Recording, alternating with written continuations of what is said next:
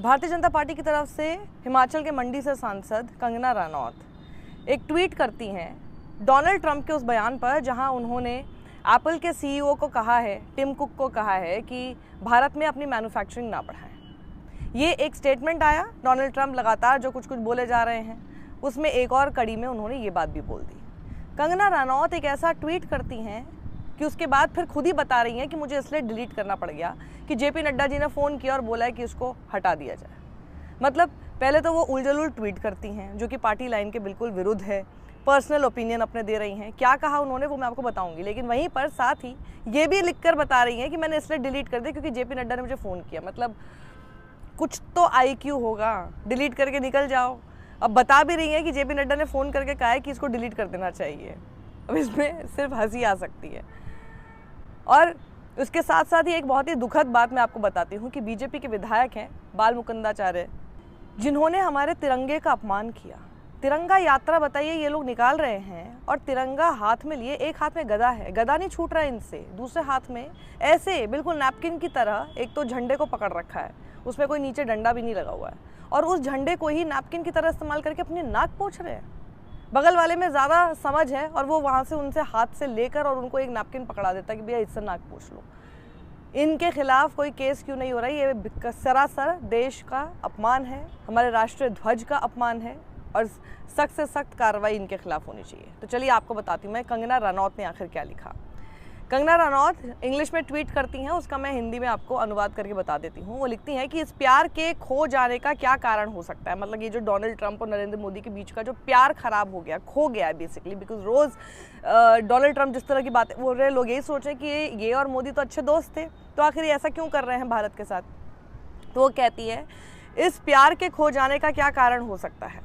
वो अमेरिकी राष्ट्रपति हैं, लेकिन दुनिया के सबसे प्रिय नेता भारत के प्रधानमंत्री नरेंद्र मोदी हैं। दूसरा कारण बताते हुए कंगना ने लिखा था, ट्रंप दूसरी बार अमेरिका के राष्ट्रपति बने हैं, लेकिन मोदी का ये तीसरा टर्म है। अमेरिका में ना बहन 2 बार ही बन सकते हैं, पता नहीं होता ना, तो प्लीज़ सिल लिया करो मुँह। चलो, और भारत में कितनी भी बार बन सकते हैं, ये शायद बेसिक बात शायद इनको पता नहीं होगी। खैर, थोड़ा सा मुंह सिल लिया करो जब कुछ नहीं पता होता, कुछ भी बोलना है, कुछ भी बकवास करनी है। फिर आगे लिखती हैं कंगना ने तीसरा कारण बताते हुए लिखा कि बेशक ट्रंप एक अल्फा मेल हैं, लेकिन हमारे पीएम सब अल्फा मेल के बाप हैं। कंगना रनौत ने अपने ट्वीट में आगे लिखा था, आपको क्या लगता है ये पर्सनल जलन है या डिप्लोमेटिक इनसिक्योरिटी है? पर्सनल जलन हो रही है डोनाल्ड ट्रंप को नरेंद्र मोदी से, ये लिखना चाह रही हैं, या फिर ये डिप्लोमेटिक इनसिक्योरिटी है नरेंद्र मोदी से डोनाल्ड ट्रंप को? ये सब कुछ इन्होंने जो भी उलझुल बकवास लिखा, बाद में फिर ये ट्वीट इन्होंने डिलीट कर दिया। और डिलीट सिर्फ किया ही नहीं, बल्कि डिलीट करते हुए ये भी बताया कि मैं क्यों डिलीट कर रही हूँ और किसके कहने पे डिलीट कर रही हूँ। लेवल ऑफ आईक्यू देखिए। लिखती है, रिस्पेक्टेड नेशनल प्रेसिडेंट जो है श्री जेपी नड्डा जी, उन्होंने मुझे कॉल किया और मुझसे कहा कि मैं अपना ट्वीट डिलीट कर दूं जो मैंने ट्रंप के बारे में लिखा था, जिसमें उन्होंने एप्पल सीईओ टिम कुक को भारत में मैन्युफैक्चरिंग ना करने की सलाह दी है। मैं रिग्रेट करती हूँ कि मुझे अपने पर्सनल ओपिनियन, बहुत ही पर्सनल ओपिनियन जो मेरे थे, वो नहीं ट्वीट करने चाहिए थे, और इनके इंस्ट्रक्शंस के हिसाब से मैंने इमीडिएटली उसको डिलीट कर दिया इंस्टाग्राम से भी। Thank you. पहले भी इसी तरह के कांड कर चुके, कुछ भी लिखती हैं, फिर इनको फ़ोन करके बोला जाता है बस कर बहन, बहुत हो गया। चलिए, ये तो इनसे तो क्या ही उम्मीद करें। इनसे जब ये चुनकर आई थी तो तब से ही हम ये उम्मीद कर रहे हैं कि संसद में आके भी कुछ ना कुछ ऐसे ही करेंगी, मौकरी बनाएंगी, बाहर भी, संसद के बाहर भी कुछ भी ट्वीट करेंगे। Nobody takes us seriously. विपक्ष के नेता हैं Rahul Gandhi. It's a very important post. Rahul Gandhi को कम से कम तू तड़ाक की भाषा देश के प्रधानमंत्री के लिए नहीं कहनी चाहिए। वो प्रधानमंत्री हैं, आप विपक्ष के नेता हैं संसद में, लोकसभा में, और जब आप संवाद करें तो उसको तुमने इस तरह के जो उन्होंने शब्दों का इस्तेमाल किया है, सिर्फ सुना देती हूँ आपको मैं ऑडियो। हमने नरेंद्र मोदी से कहा, पार्लियामेंट में कहा, तुम्हें जाति जनगणना करना पड़ेगा। हमने उससे कहा कि तुम्हें संविधान को यहां माथे पर लगाना पड़ेगा। नरेंद्र मोदी जी ने आपके दबाव से डरकर जाति जनगणना हिंदुस्तान में घोषित किया है। आपके दबाव से डरकर उन्होंने कॉन्स्टिट्यूशन अपने माथे पर लगाया है। और 3 मांगे हैं।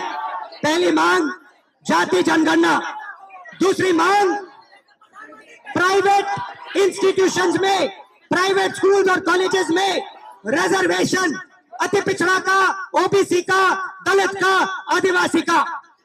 तीसरी बात एससी एसटी सब प्लान, जो आपका पैसा है, जो आपको नहीं दिया जाता है, आपको वो दिया जाना चाहिए। ये 3 चीजें कहने में आपसे आया था। आप एक बात समझिए, बिहार की पुलिस ने अभी मुझे रोकने की कोशिश की, रोक नहीं पाई। पता है क्यों नहीं रोक पाई? नहीं, इसलिए नहीं रोक पाई क्योंकि आपकी शक्ति मेरे पीछे है। आपकी शक्ति मेरे पीछे है, इसीलिए कोई, दुनिया की कोई शक्ति उसको रोक नहीं सकती है। मुझे लगता है नहीं करना चाहिए, और मुझे ये भी लगता है कि मेरी इस राय के साथ बहुत सारे लोग हैं जो कि सहमत होंगे।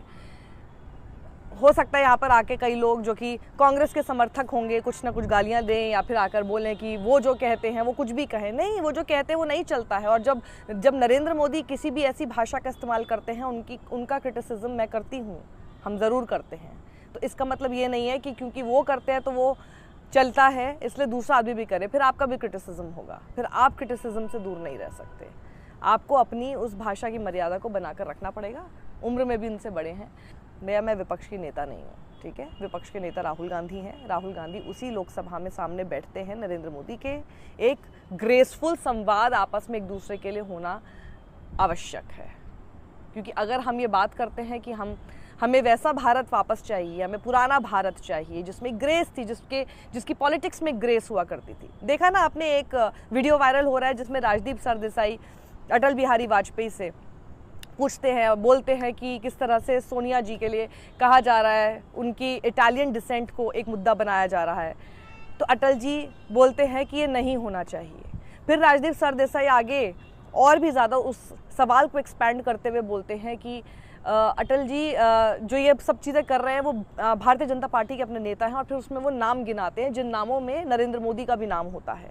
उसको सुनने के बाद एक पॉज लेते हैं अटल बिहारी वाजपेयी, और उसके बाद भी कहते हैं ये सरासर गलत है, जो भी ये कर रहा है गलत है, वो अब इस देश की हैं और इस तरह की बातें उनके बारे में उठाना बिल्कुल गलत है। मैं इस पॉलिटिकल ग्रेस की बात कर रही हूँ जो उस ज़माने में भी हुआ करता था। कोई भी प्रधानमंत्री हो, किसी भी पार्टी के हो, आपस में हुआ करता था। आज अगर हम लोग बात कर रहे हैं कि नए भारत में क्या क्या कुछ बदल गया है, तो उसमें भाषा की मर्यादा भी खराब हो गई है। उसे ठीक करना, उसे दुरुस्त करना, फिर मुझे लगता है कि उन सभी का दायित्व है जो इस बात को लगातार उठाते हैं। आप बताइए, आपको मेरी बात से कुछ सहमति है? तो कमेंट बॉक्स में अपनी राय ज़रूर लिखिएगा। इस वीडियो को ज़्यादा लोगों के साथ शेयर कीजिए।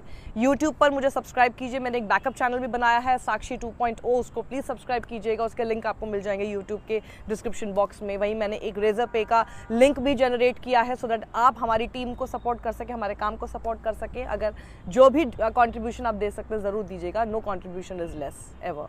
तो आप कर सकते हो, अगर अफोर्ड कर सकते हो तो आप कीजिएगा, लेकिन मेरी न्यूज़ वैसे भी कभी भी पेड आपके लिए नहीं होगी। Everything that I bring to you is always going to be free. लेकिन अगर आपको लगता है कि आप सपोर्ट कर सकते हैं तो ज़रूर कीजिएगा। और वहीं मैंने एक व्हाट्सएप चैनल भी बनाया हुआ है, उसे भी आप फॉलो कीजिए, ताकि सारी नोटिफिकेशन जो कभी कभार हो सकता है आपसे मिस हो जाए, वो वहाँ पर आकर आप तक पहुँच जाएंगी। सत्यमेव जयते।